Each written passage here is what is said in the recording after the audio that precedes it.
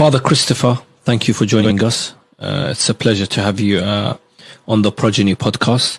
Considering you are a priest, what made you get into studying and lecturing about Islam? It started really with Fatima, Lady Fatima, because I was researching Hussein, and of course you have to then read about his mother. Yeah. And I was quite shocked that there's so much devotion to Fatima and so little written about her. She was a real person and played a fundamental role in the very start of the preaching of the Prophet.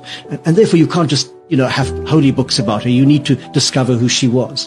So I decided to do my doctoral thesis on her. And I produced what I hope still and think still was the first real biography of Lady Fatima. I mean, in a Western language, but based on the Arabic sources. And your second book is on? So the second book is really, in a sense, a bit of a joke, in that there was a group of us in Rome, professors. All of us have doctorates in Arabic Islamic studies. So we were sitting around a table at lunch, basically complaining that the Muslim scholars are not writing about the women of Karbala, for example, substantial work. And we each decided that we would take a female figure and produce a proper biography. So, of course, I took Zainab. I said, I know her mother. I'm going to now do her. None of the others were serious. So none of the others actually did anything. The book is called Half of My Heart because there was a lament that Zainab sung, I think, on the day of Karbala myself. Some of the historians put it later, but I think it was on that very day when she saw the body of her brother and his companions unburied. And she refers to him as half of my heart, her brother Hussein. And I thought, half of my heart was the Fatima book, and now this is the second half, the Zainab book. Now, I don't have any heart left, I suppose, but I'm certainly going to tackle other issues. But Zainab is an extraordinary woman, and like Hussein, transcends all religious, political barriers. She is a universal ideal. She intervenes a number of times, I think 3, on the battlefield. And she's described, I go into quite a lot of detail because I'm very moved by this. She's described in the days leading up to Karbala as quite distressed. She hears the enemy army coming and she breaks down. She hears Al-Hussein making this lament about tomorrow so many will be dead, and she breaks down, saying that he's had a vision of his own grandfather saying, you are coming to us, and she breaks down. So she's quite frail and fragile on the eve of the battle. But on the day of the battle, there's a remarkable change, and even the Sunni authors record that she looked like the sun rising as she came out onto the battlefield. And 3 times she walks out of the women's tents right into the middle of the fighting, one to intervene when her nephew is killed. So Ali, the oldest of Hussein's sons, is killed. A second time she comes out to chase after this little boy at Hussein's command, and she can't catch him. He's too fast for her because he wants to fight with his uncle. And a third time she comes out to challenge the men killing Al-Hussein.